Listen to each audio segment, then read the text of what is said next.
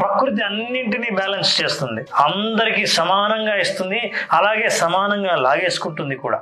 మధురమైన కంఠాన్ని ఇచ్చిన కోకిల నుంచి అందాన్ని లాగేసుకుంది, అందాన్ని ఇచ్చిన నెమలి నుంచి స్వేచ్ఛను లాగేసుకుంది, స్వేచ్ఛనిచ్చిన మనిషి నుంచి ఆనందాన్ని లాగేసింది, ఆనందాన్ని ఇచ్చిన సన్యాసి నుంచి సంసారాన్ని లాగేసుకుంది. అనవసరంగా అన్ని ఉన్నాయని అహంకారం ప్రదర్శించకు మిత్రమా.